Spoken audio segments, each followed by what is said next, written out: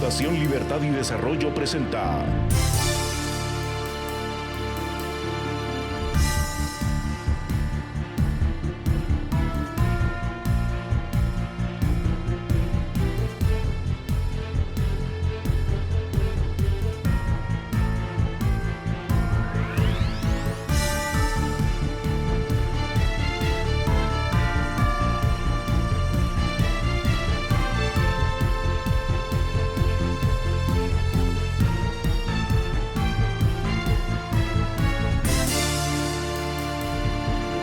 Razón de Estado con Dionisio Gutiérrez.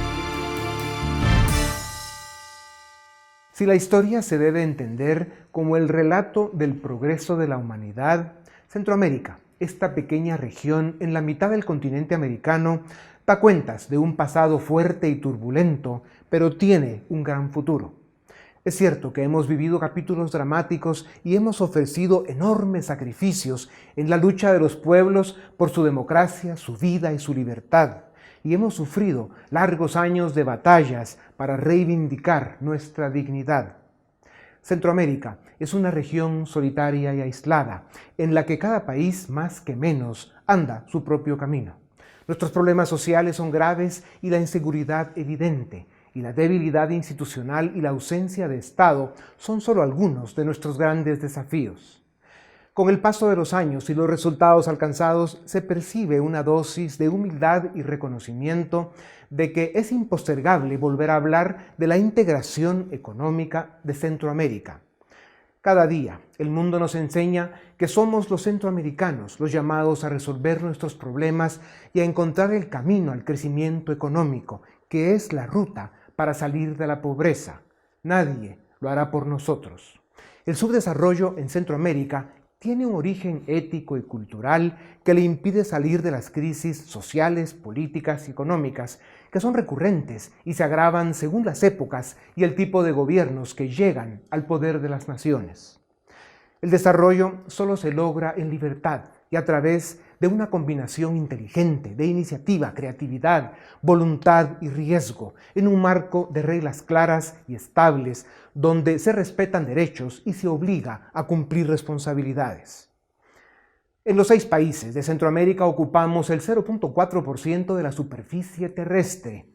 Tenemos el 0.62% de la población mundial, el 0.37% del PIB del mundo y tenemos tan solo el 0.2% del gasto social que se realiza en todo el planeta. No somos parte del sur y mucho menos del norte. Nuestros índices y problemas sociopolíticos nos ubican como una de las regiones más atrasadas, pobres y violentas del planeta, y con serias dificultades para articular un modelo de desarrollo efectivo. Esta es la gran oportunidad que tenemos hoy y además la mayoría de presidentes de la región entienden el problema, ven la oportunidad y parecen estar dispuestos a enfrentar el desafío. Ellos saben de los 3 ejes que necesita un modelo de desarrollo. El primero es la plataforma institucional que garantiza el Estado de Derecho y la certeza jurídica. El segundo eje es la economía, que debe tener un crecimiento robusto y debe ser capaz de crear oportunidades para todos. Y como no tenemos la masa crítica o la escala para crecer a la velocidad que necesitamos, se hace imprescindible considerar la integración económica de los países de la región. Esto impone que escuchemos la palabra del destino que nos pide que sea este el momento de inflexión y de cambio para pasar de la angustia a la esperanza y de la desilusión al optimismo. Somos los centroamericanos quienes debemos enfrentar el desafío de ir dando forma a la historia, a nuestra historia, sin permitir que sea el capricho del viento el que defina su curso. Somos nosotros quienes podemos sellar con éxito esta época de incertidumbres y encrucijadas para producir los buenos momentos de nuestra historia, los instantes que la marquen y la definan.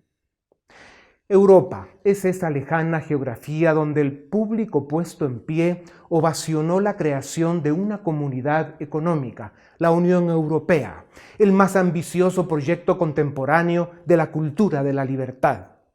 A pesar de los ciclos y los malos momentos, La Unión Europea ha traído enormes beneficios a los países del antiguo continente, además de hacerlos vivir el más largo período de paz y convivencia de su historia. Hoy le toca a Centroamérica.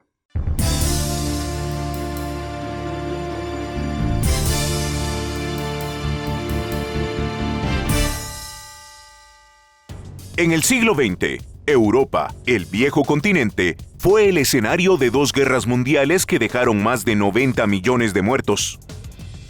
En 1951, después de la Segunda Guerra Mundial, 6 países de aquel continente dieron vida a la Comunidad Europea del Acero y el Carbón, pues reconocieron que se necesitaban unos a otros. Ese fue el periodo que antecedió a la Unión Europea. Para muchos, aquel acuerdo era inconcebible, pues Francia y Alemania, 2 de los 6 países que se unieron, estuvieron en guerra 3 veces en 8 décadas con grandes pérdidas económicas y miles de muertos. Y en aquel momento histórico de 1951, en un acto de generosidad y madurez política, 2 de los grandes de Europa se unieron con los demás países en un esfuerzo integracionista. Hoy, casi 70 años después, la Unión Europea está formada por 27 naciones que forman un mercado común, con 444 millones de seres humanos que pueden transitar y comerciar en libertad y sin pasar control fronterizo a lo largo de más de 4 millones de kilómetros cuadrados de territorio. De ellos, 19 países utilizan una misma moneda, el euro. Por población, la Unión Europea es el tercer mercado más grande del mundo y por producción, es la segunda economía más grande del planeta, después de Estados Unidos. Aunque las cifras anteriores ya descontaron la salida del Reino Unido de Europa el pasado 31 de enero, el sentido común indica que cuando la segunda economía más grande del bloque arregle sus diferencias con Europa, volverá a normalizar las relaciones comerciales y a flexibilizar su situación migratoria. En el nuevo continente, el sueño de la unidad centroamericana es tan antiguo como las independencias de nuestros países. Desde el fracaso de la anexión a México en 1823 hasta la Constitución Federal de Centroamérica de 1921, los intentos de integración fracasaron. Tras firmar el Acuerdo de Odeca en 1951 y el fiasco del Mercado Común Centroamericano de 1960, a partir de 1991, se reanudó el esfuerzo integracionista a través de la creación del Sistema de Integración Centroamericana SICA. Desde entonces hubo avances en materia de libertad comercial y se flexibilizó el tránsito de personas con el acuerdo del CA4, pero, a todas luces, estos pasos han sido insuficientes. La unión aduanera entre Guatemala y Honduras, inaugurada en 2017, y el reciente anuncio de los presidentes de Guatemala y El Salvador para permitir al país vecino acceso al mar Atlántico son avances importantes, pero no alcanzan el nivel de integración necesario para ser considerados un bloque económico unificado. Si Centroamérica consiguiera formar una comunidad económica, sería un bloque comercial de 49.5 millones de seres humanos, la 9ª parte de la Unión Europea, o un tamaño similar a California en población. Si los 6 países centroamericanos unidos estamos tan lejos de la escala necesaria para estar entre los bloques grandes del continente americano, y no digamos del mundo, ¿qué pretendemos lograr en pequeños países aislados, con economías insuficientes y marginales? Si Europa, después de 2 guerras y múltiples conflictos, fue capaz de hacer realidad el experimento liberal más ambicioso y exitoso de los últimos 2 siglos y construir en un continente la unión económica y política más admirada del planeta, los centroamericanos, 6 naciones que compartimos historia y destino, nos necesitamos más que los europeos. Tenemos la misma cultura y hablamos el mismo idioma. Estamos obligados a entendernos y comprometidos a formar la comunidad económica del centro de América. 2020 es el año en que los presidentes y las élites centroamericanas deben dar un paso al frente y concretar la integración regional. Centroamérica lo necesita, la historia lo demanda. Si no es ahora, ¿cuándo? Y si no somos nosotros, ¿quién?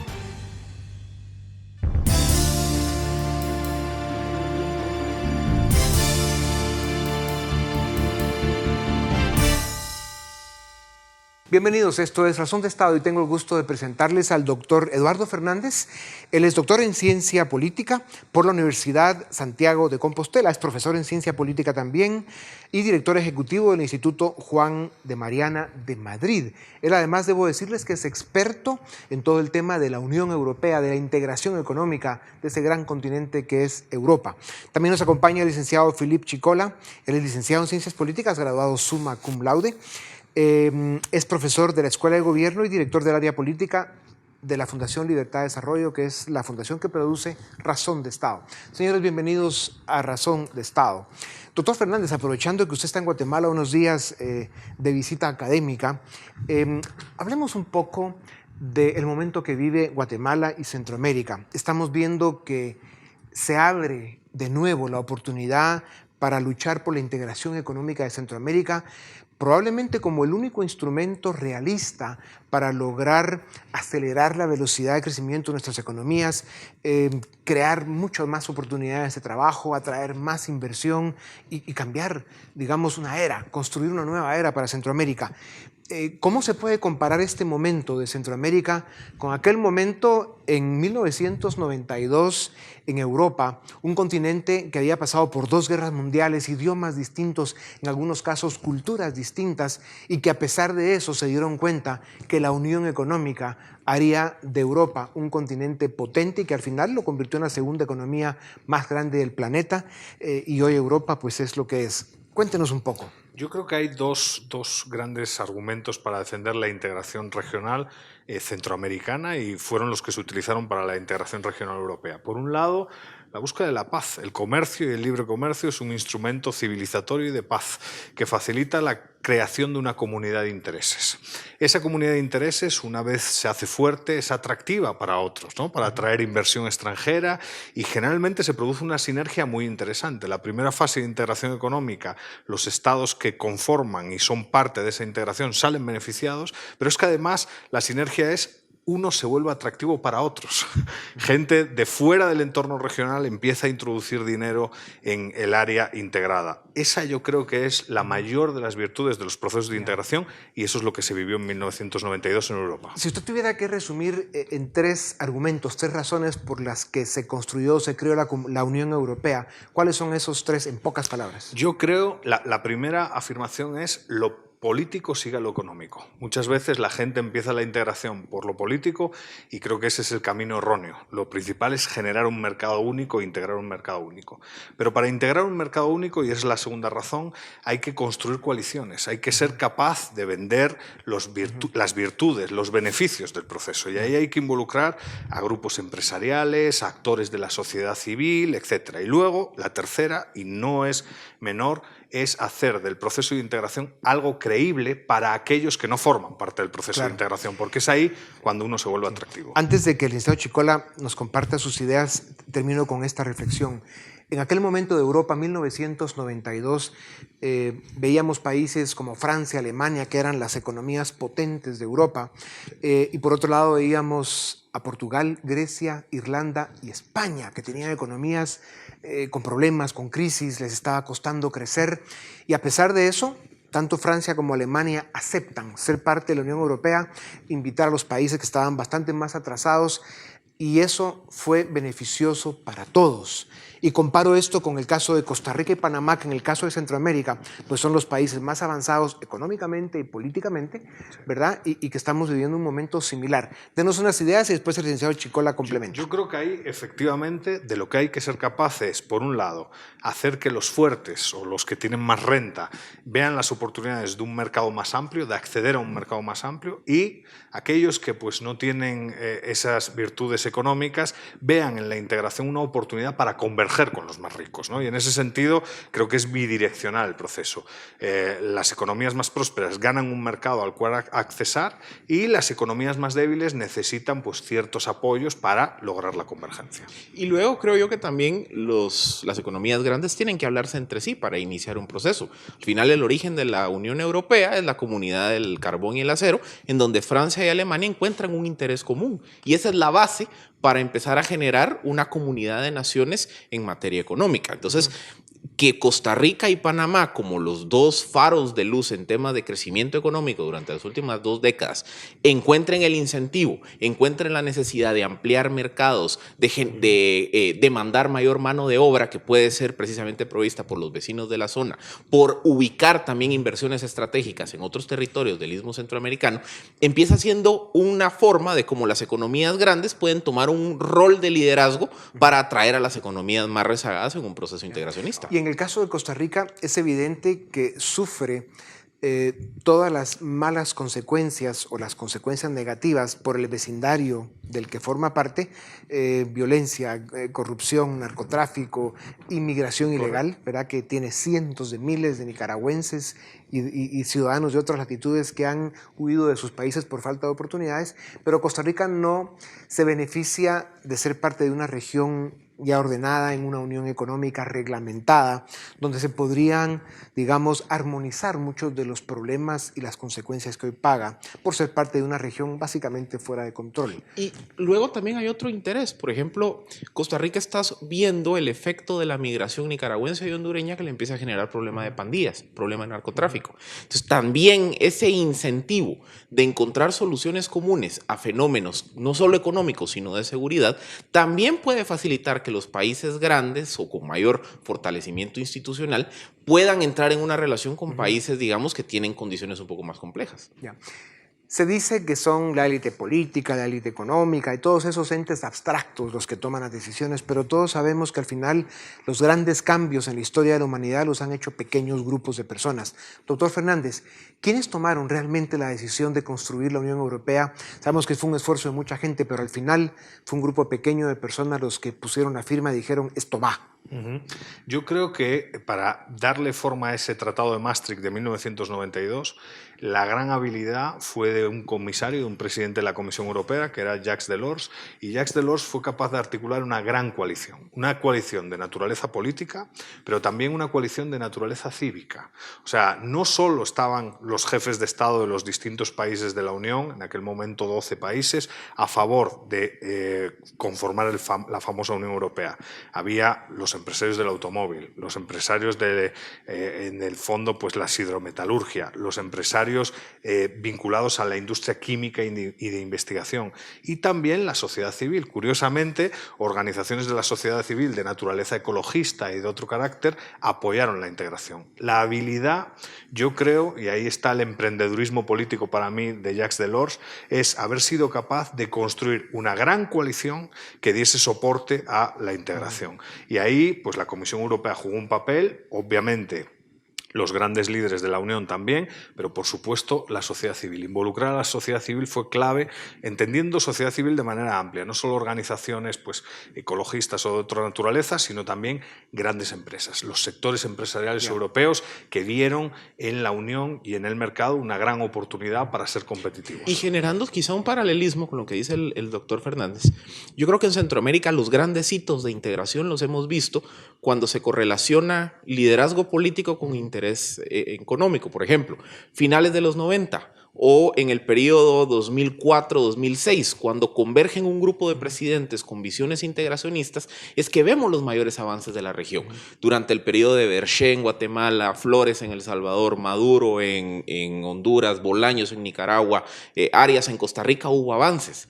Lo que ha faltado también es que las industrias se hablen entre sí. Por ejemplo, creo yo que hoy hay un incentivo para que la industria energética, el mundo de las telecomunicaciones, la pequeña manufactura, también encuentren la importancia de los mercados de escala y se hablen entre ellos. Y si esas dos sinergias se generan, creo que hay más tracción para que la integración se materialice. ¿Quiénes tendrían que tomar la decisión en Centroamérica? Hoy los presidentes. Y yo hoy veo que sí hay una visión más globalista, integracionista, en el caso del presidente Yamatei en Guatemala, Bukele en El Salvador, el presidente Alvarado en Costa Rica, y creería yo que también el presidente Hernández en Honduras se integraría en el proceso. Doctor Fernández, denos 2 o 3 ideas o datos de lo que fue Europa a partir de la Unión Europea, de la integración económica, cómo fue esa evolución, cómo se empezaron a dar mucho más grandes niveles de inversión, creación de nuevas oportunidades, toda la dinámica económica que se desarrolló en Europa. Bueno, básicamente durante la década de los 90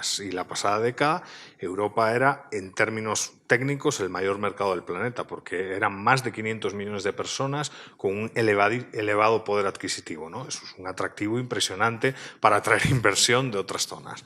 Pero es que además yo también hago hincapié no solo en la cuestión estrictamente económica y de crecimiento económico, también en la creación de comunidad de intereses. La Unión Europea, post-integración, empezó a ser un actor a nivel global, ha firmado acuerdos de diálogo político y de tratados de libre comercio con infinidad de regiones porque es atractiva para el mundo.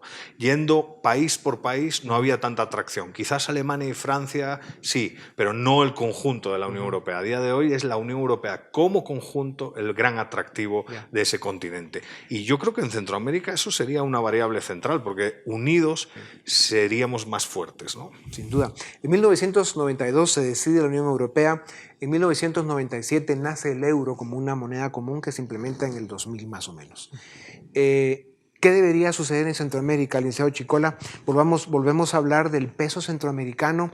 Salvador sería el gran beneficiado de esto, que tiene una economía estancada hace más de una década por haber dolarizado su economía y tener el dólar como moneda, etcétera. Díganos algo. Yo creo que hay que caminar antes de correr. Yo creo que empezar con proyectos muy concretos, como una unión aduanera, como una coordinación logística entre puertos y aeropuertos, infraestructura común, libre movilidad de bienes y servicios, libre movilidad laboral, libre movilidad de capitales, termina siendo un punto de partida clave.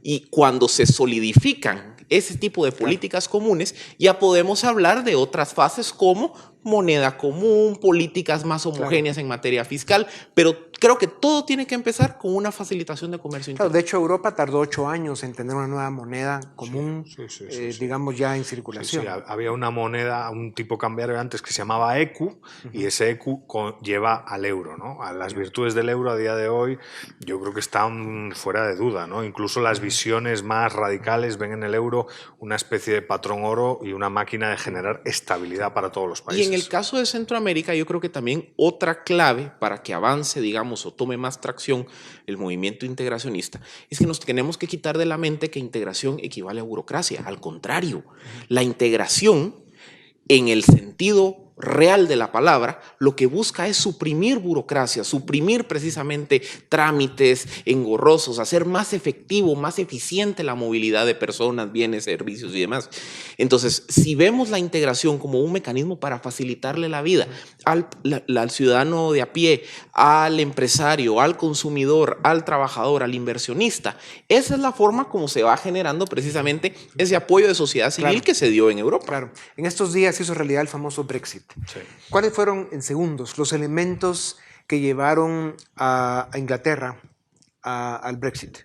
Bueno, hay dos elementos. Uno, la demagogia por parte de los políticos británicos que, pues en cierto sentido, lavaron muchos cerebros para obtener una victoria pírrica.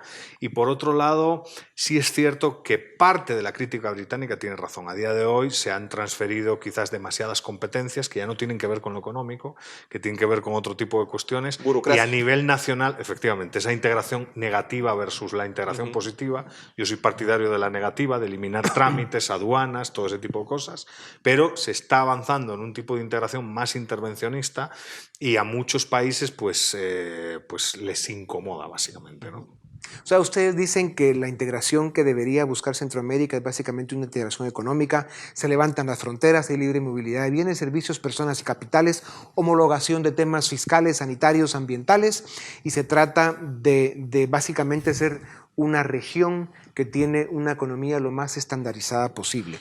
Eso atrae inversión, genera oportunidades de trabajo, eso es bueno para todos. No tanto estandarizadas, una economía de intereses comunes, porque al final también se busca que haya competencia intrarregional. Ahora, yo sí creo que el mensaje para todos los que nos ven es: lo político en todo caso sigue lo económico, pero hay que empezar por lo económico. Y quizás muchos de los intentos que han tenido lugar en Centroamérica han sido políticos, en vez de apostar fuertemente por una integración económica que puede llevar a todo lo que se ha discutido aquí e incluso a los estándares educativos, reconocimiento de títulos para facilitar la migración interna dentro de la región. Ese tipo de medidas son muy interesantes y podrían tener un impacto muy bueno a nivel interno. Y lo que decía el doctor Fernández creo que es la explicación de por qué la integración pareciera que ha tenido sus altos y bajos.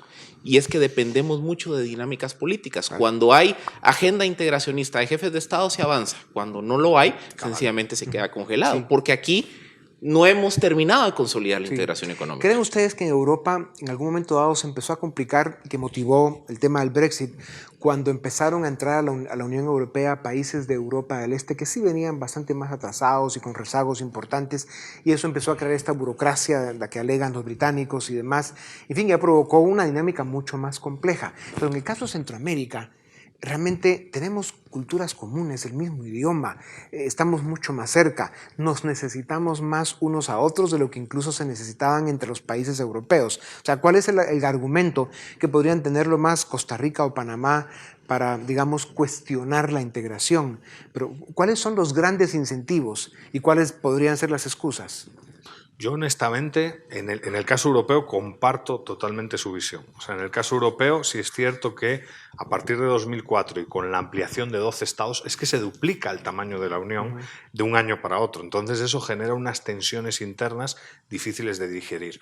Eso no pasaría en Centroamérica. La integración centroamericana, desde mi punto de vista, es la gran oportunidad económica y para generar estabilidad política, contraintuitivamente, porque se fiscalizarían unos a otros. O sea, no solo habría una gran oportunidad económica para producir más, para intercambiar más a nivel interno y para ser más atractivos para la inversión extranjera, sino que además mejoraríamos estabilidad política por una mejor fiscalización mutua. Entonces es la gran oportunidad. El incentivo para Costa Rica, Panamá, es dejar de ser economías que en conjunto sumarán que 10, 12 millones de habitantes a tener un mercado de 50 millones de habitantes en toda Centroamérica. Por economía de escala se vuelve mucho más eficiente para las empresas costarricenses y panameñas ver a la región en su conjunto. ¿Qué desincentivos? Bueno, realmente es más superar esa sensación de que voy a tener que cargar con los problemas de los vecinos, cuando creo que es al contrario. Se generan soluciones comunes a los problemas regionales. ¿Ven ustedes, licenciado Chicola, voluntad, liderazgo, la voluntad y el liderazgo suficientes en los presidentes de Centroamérica en este momento? ¿Cómo resolvemos el tema de Nicaragua? Yo hoy veo que se está generando condiciones similares a las que hablábamos cuando estaba Berché, Flores y compañía, que hay presidentes con una visión más globalista. En el caso de Nicaragua, pues obviamente todos sabemos los problemas políticos que hay en el país. Yo creo que hay que tener una visión muy pragmática, y la visión pragmática es la que decía el doctor Fernández. O sea, al final tenemos que partir primero de ver una comunidad de intereses económicos, de una comunidad económica en donde haya esa libre movilidad de bienes. Y conforme esa comunidad se vaya fortaleciendo, buscar el fortalecimiento institucional de la política. Y eso es lo que va a resolver la crisis política nicaragüense. Para terminar, doctor Fernández, la Unión Europea probablemente sea, durante muchos siglos, el mayor experimento que se ha hecho sobre la cultura de la libertad. Una unión que tomó, es cierto, esfuerzos enormes, sacrificios grandes, pero los resultados son incuestionables. ¿Se puede hacer eso en Centroamérica?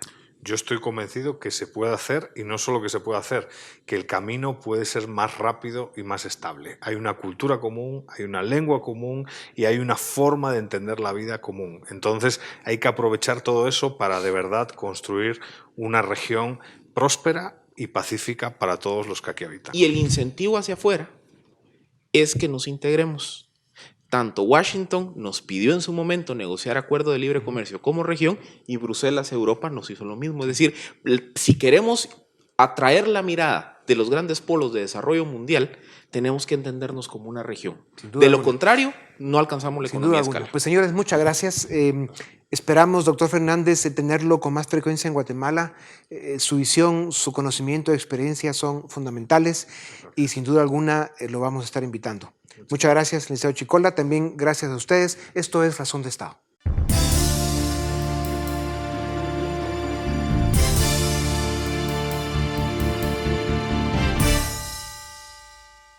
Iniciamos el debate en Razón de Estado. Hoy tenemos a 3 invitados: a Edgar Ortiz, director del área legal de Fundación Libertad y Desarrollo; Dafne Posadas, directora de Estudios Internacionales de la Fundación Libertad y Desarrollo; y Daniel Fernández, director de Market Trends de la UFM.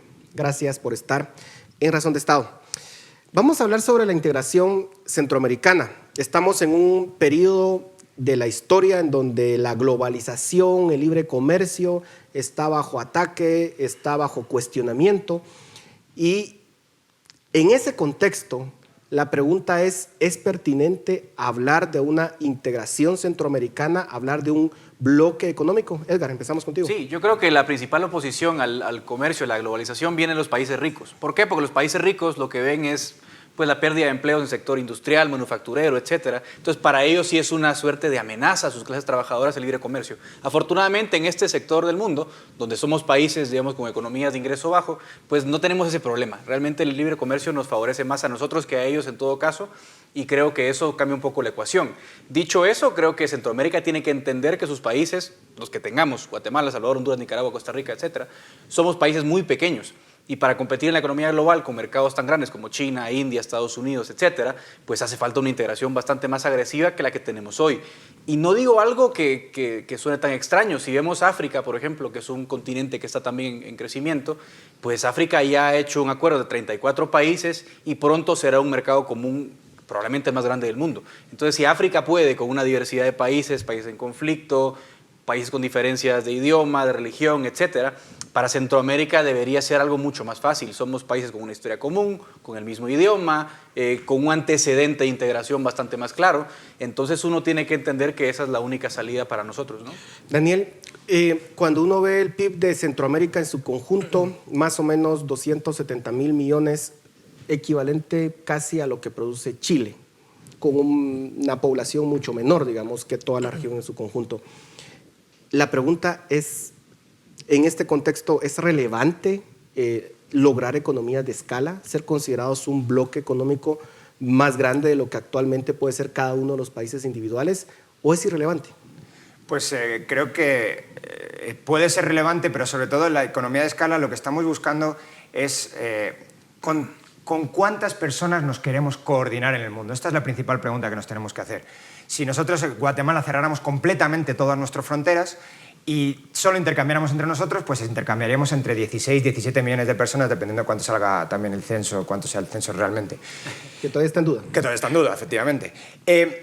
Ahora, la pregunta es con quién más nos queremos coordinar. No sé si es un tema puramente de economía de escala o de coordinación con el resto del mundo. Es decir, con quién más queremos buscar ventajas competitivas y queremos intercambiar de forma beneficiosa para ambas partes.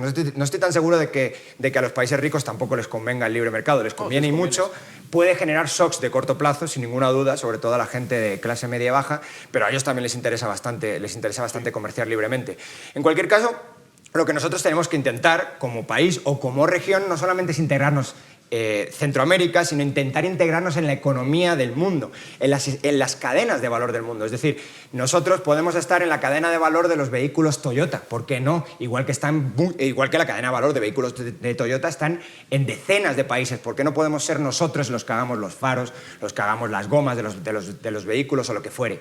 En ese sentido, pues integrarnos en Centroamérica está muy bien, siempre que Centroamérica también se quiera integrar en el resto del mundo. Y esa es una diferencia fundamental respecto a lo que se intentó en los años 60-70, que fue básicamente un modelo de integración centroamericana en donde se cerraron las fronteras al resto del mundo. Eso no es lo que queremos. Queremos integrarnos, claro, pero abriendo las fronteras al resto del mundo. Totalmente, y abriéndonos al comercio con el resto del mundo. Y lo importante no es la integración política, es lo de menos. De hecho, los modelos de integración política parece que están fallando últimamente, sobre todo claramente, el claro caso de ejemplo es el de la Unión Europea, pero que la integración económica es muy satisfactoria, la integración política un poquito menos, es lo que ha generado mucha tensión dentro y lo que está haciendo que se rompa. Nosotros nos queremos integrar económicamente, es lo que ha fallado y lo que parece que empieza a funcionar un poquito mejor ahora en Centroamérica. Ya lo hemos hecho con Honduras, está por ver si lo vamos a terminar de hacer con El Salvador y si lo vamos a terminar de hacer todos los países. Pero más importante que eso, una vez que nos integremos, es que nos integremos en las cadenas de valor del mundo. Es decir, que no se quede Centroamérica integrado solamente él solito, como por ejemplo nos intentaron integrar los países del ALBA, sino que nos integremos con el mundo, como se han integrado los países de la Alianza del Pacífico, entre los cuales está Chile. A ver, Dafne, nosotros tenemos los mismos años de intentar esta integración centroamericana, los mismos años, las mismas décadas que la Unión Europea. La Unión Europea ha sido exitosa, hay estudios económicos serios que indican que se han visto beneficiados tanto los países desarrollados de la Unión Europea como aquellos que estaban menos desarrollados, como muy bien lo hacía notar Daniel. Es decir, hay estudios contundentes que demuestran que todos los países que han integrado la Unión Europea se han beneficiado. Pero en Centroamérica, con tener un idioma común, con tener mucha de la cultura en común, no lo hemos logrado, y eso que iniciamos en el mismo periodo. ¿Qué pasó? ¿Por qué hemos fallado? El modelo de integración centroamericana se desarrolla bajo un sistema de regionalismo abierto. Esto significa que los países únicamente se suscriben a aquellos acuerdos en los cuales están dispuestos a participar. Esto significa, a su vez, que depende mucho de los presidentes que están en funciones dentro de los países, que cooperen, que se genere esa voluntad política para efectivamente desarrollarse e integrar ese modelo de integración, valga la redundancia. Al final de cuentas, esa ha sido una de las grandes limitantes para Centroamérica. Vemos cuando hay momentos de presidentes que tienen una inclinación hacia la integración, que se desarrollan los grandes y principales hitos del modelo de integración centroamericana, como en el año 2004, que es cuando se empiezan a desarrollar pues, políticas más contundentes, se empieza a desarrollar una estrategia y una hoja de ruta, y ahora nos encontramos nuevamente en ese periodo en el que tenemos presidentes al mando, como lo es Alejandro Yamatei y Nayib Bukele en El Salvador, que son presidentes que tienen esa voluntad política. Entonces, quizá el fracaso de la integración centroamericana hasta el momento ha sido efectivamente esa voluntad política que ha sido limitada por parte de los presidentes y que ahora estamos en un momento diferente. O sea, en todo caso, estamos viendo una institucionalidad tan frágil que depende del presidente que está de turno. Sí. En el caso de la Unión Europea, ¿cómo desarrollaron esa institucionalidad que pareciera que ha sobrevivido, digamos, a varios gobiernos de diferente tendencia, con excepción del Reino Unido, con lo que ha pasado recientemente, pero que en general todavía se sostiene? Yo creo que lo que pasa es que Europa tuvo la ventaja que comenzó la integración económica con la famosa Comunidad Económica del Acero y el Carbón, luego el mercado común y ya de último la integración política. Entonces fue un poco más fácil. Y no es que, como lo decía Dani, que la integración política no tenga problemas, porque las principales quejas respecto a la Unión Europea no vienen de la integración económica, sino justamente de la política. ¿Por qué? El Parlamento está muy bien, pero luego la Comisión Europea da la sensación de que no rinde cuentas, de que trabaja por sí sola, de que sobreregula todo sin ningún contrapeso democrático, etc. Y en Centroamérica lo hicimos al revés. Y después de que fracasó el mercado común, dijimos, bueno, hagamos una integración política, que es el SICA, y luego pues la integración económica viene solita con la ola de los 90. Y ahí creo que está el problema. Y lo peor quizás en el caso nuestro, comparándolo con Europa, es que por lo menos en Europa el Parlamento más o menos funciona, el Parlamento Europeo, mientras que en el caso centroamericano el Parlacén es un chiste desde su diseño porque ni siquiera toma decisiones vinculantes, y encima el sistema del SICA tiene el problema de que depende del presidencialismo. Si los presidentes no están de acuerdo, no se avanza, y eso tiene la agenda muy entorpecida. Y precisamente ese es el punto, Edgar. Digamos, la gente cuando piensa en integración centroamericana piensa automáticamente en el Parlacén y rechaza la idea. ¿Tiene que ir una idea necesariamente atada a la otra o no?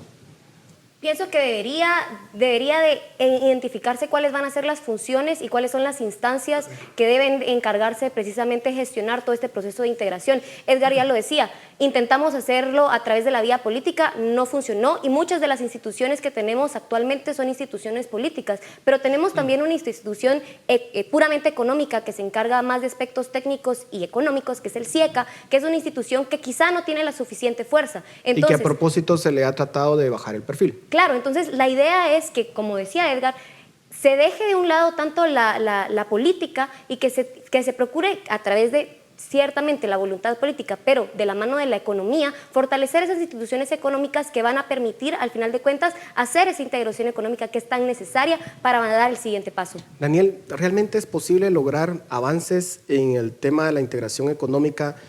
Hablando, por ejemplo, de abrir las aduanas, de que haya un libre flujo de personas, de capitales, de bienes.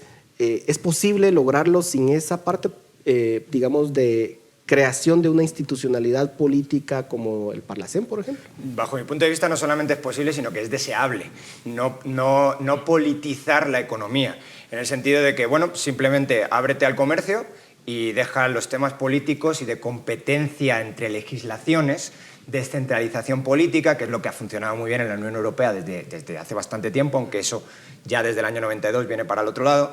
Desde ese punto de vista creo que es lo mejor que puede ocurrir en Centroamérica, es decir, que vayamos probando diferentes modelos y en el que puedan circular libremente personas, capitales y bienes.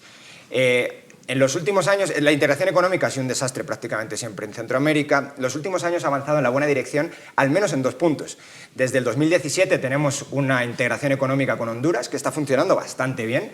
Las fronteras son mucho más porosas, pasan mucho más fácil tanto personas como bienes, aunque todavía está por ver y necesitamos muchos más datos y un periodo temporal un poquito más largo para ver cómo influye eso en el comercio, porque ya, por ejemplo, sabemos que 2019 no ha sido un buen año para el comercio en general en Guatemala, ni las exportaciones ni las importaciones han incrementado, y además las exportaciones y las importaciones con Honduras tampoco, lo cual ha sido bastante interesante. Pero bueno, eso probablemente tiene una raíz un poquito diferente a lo poroso que es la frontera. Con El Salvador hay una voluntad política de hacerlo, lo estábamos comentando ahora. Esa voluntad política es posible, o yo esperaría que acabara en un tratado muy parecido, en una forma muy parecida de intercambiar con El Salvador, como ocurre con Honduras. Tenemos que recordar que El Salvador es nuestro segundo socio comercial. Nosotros estamos muy vinculados con Estados Unidos y el segundo país con el que más estamos vinculados es con El Salvador. Y la otra gran punto donde ha funcionado relativamente bien, aunque podría funcionar mucho mejor, es el mercado de energía eléctrica. Se quiso crear explícitamente un mercado único centroamericano y la verdad es que se ha creado una especie de doble mercado. Por un lado intercambiamos energía a los países del Triángulo Norte y por otro lado intercambian muy poca energía a los países que quedan por debajo de Nicaragua, intercambian Costa Rica y Panamá. ¿Esto ha funcionado? Sí, pero mirad, al final pasa un problema y o las élites de cada país tienen que estar dispuestas a querer competir con las del país de enfrente. Y eso es algo que aquí no gusta mucho. Pongo un ejemplo, en el caso del mercado eléctrico, tanto El Salvador como Honduras, pero sobre todo El Salvador, los generadores del Salvador, que son mucho menos eficientes que los generadores de energía eléctrica de Guatemala, están poniendo siempre constantes trabas a la exportación de energía eléctrica desde Guatemala al Salvador. ¿Por qué? Bueno, pues porque evidentemente los están quebrando y los están obligando a competir. Y como te obligan a competir, algo que gusta mucho a las élites de estos países tan pequeñitos, o algo que no gusta, es la competencia. Esos son los problemas y eso es precisamente lo que tenemos que intentar superar. No sé si de una manera política o económica. Pero, a ver, aquí hay pareciera un desconocimiento, porque claramente, digamos, en este caso El Salvador o las empresas salvadoreñas pueden enfrentar esta competencia de Guatemala, pero hay que entenderlo que para esos mismos empresarios se le abre prácticamente un mercado muchísimo más amplio que el mismo Salvador. Entonces, la cuestión es que no lo ven. Y precisamente sobre eso, Edgar, aquí hay grupos de interés que les interesa mantener tal cual esta situación. Funcionarios en las aduanas, sectores, funcionarios públicos. ¿Cómo lidiar con eso y cómo prácticamente sortear ese obstáculo? Sí, se dice fácil, pero llevarlo a la práctica es un poco más complicado. La palabra clave siempre es voluntad política. O sea, eso es lo más importante, porque si no hay una decisión política de los presidentes de la región de decir, bueno, vamos a dar un paso al frente, hay un riesgo de que esto no se logre, porque siempre va a haber grupos de interés, tanto en el sector económico como en el sector político, que no quieran esa integración por distintas razones e intereses. Ahora, dicho eso, yo creo que es bien importante recalcar que los presidentes actuales que han mostrado voluntad integracionista, ya la conversación entre Yamatei y Bukele, por ejemplo, es muy importante, la Unión Aduanera con Honduras, etcétera, no tiene que quedarse en una simple, digamos, muestra de buena voluntad bilateral. Así que firmemos unos 4 o 5 tratados para hacer unas 4 o 5 cosas. Por cierto que hemos inaugurado las aduanas, la libre, digamos, a la Unión Aduanera muchas veces y no se concreta. Claro, entonces, digamos, lo importante aquí es voluntad política, sobre todo para concebir algo más trascendental que un acuerdo del cielos abiertos con un país, que está bien, es positivo y hay que hacerlo, pero llevarlo a un nivel más amplio de integración regional, justamente para terminar con esos sectores de interés que no han permitido una integración completa. Porque incluso con Honduras, que hay una unión aduanera, todavía tenemos un 3-4% de productos que no circulan libremente porque pues, hay sectores muy estratégicos que están en cuestión o porque no hay homologación en tratados de libre comercio. Entonces yo creo que ese es el factor a vencer, pero yo creo que sí hay condiciones especiales ahorita para que eso se dé comparado con otros momentos históricos. Hablemos de qué es lo que pasa si no logramos, digamos, este proyecto de integración centroamericana. Hay que decirlo, y a veces no estamos conscientes de lo pequeño que somos como países. Sudamérica, si hablamos de Brasil, es un país que puede ser 25 veces más grande que el propio Centroamérica, Argentina lo mismo, Colombia lo mismo, digamos, son países que tienen una escala impresionante. Si nosotros insistimos en seguir cerrando nuestras fronteras, en pensar como pequeños países. ¿Es posible alcanzar el desarrollo o no, Daniel? No, es un poco lo que estaba comentando antes. No, completamente. O sea, claramente no, y un rotundo no. No podemos pensar que vamos a producir nosotros de cara adentro todo lo que nosotros necesitamos, que no necesitamos las economías de escala que estábamos comentando antes para acceder a mercados muy grandes. Si no conseguimos la integración centroamericana, pues tampoco es un gran problema. Nos podemos integrar en otras áreas económicas, lo estaba hablando antes, la Alianza del Pacífico es la más prometedora de todas, actualmente tiene cuatro miembros. Guatemala es posible, es un estado observador ahí dentro. Esta sí que de verdad se basa mucho en el libre comercio, tanto de cara adentro como de cara afuera, es decir, obliga a eliminar todos los aranceles. En cosa de 3-4 años eliminó todos los aranceles de los países miembros en un 92% y tiene previsto eliminar el 8% restante en los próximos 10 años, aunque eso lo podrían haber hecho más rápido, pero bueno. Guatemala con Honduras pues ha eliminado el 70%. En realidad el 30% quedan con aranceles o con algún problema.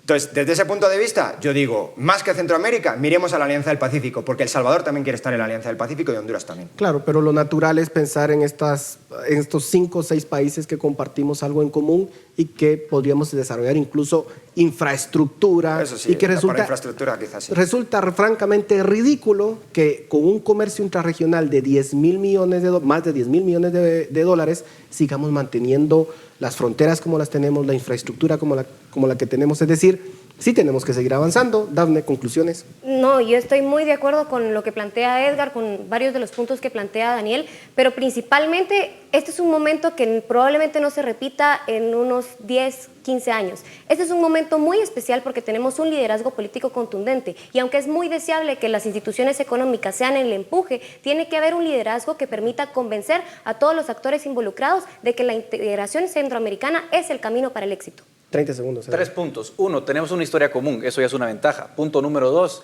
ya somos países abiertos de cara al mundo, entonces eso lo facilita. Y punto número 3, o sea, no va a ser una integración, digamos, cerrada. Y punto número 3, sí hay momentum. Hay presidentes que hoy podrían hacer posible esta integración. Bueno, muchas gracias por sus opiniones. Esperamos que sea algo que se pueda concretar en los próximos meses, años, que, como ustedes muy bien mencionan, hay un contexto político favorable. Así que muchas gracias a ustedes, muchas gracias por su atención. Nos vemos la próxima semana.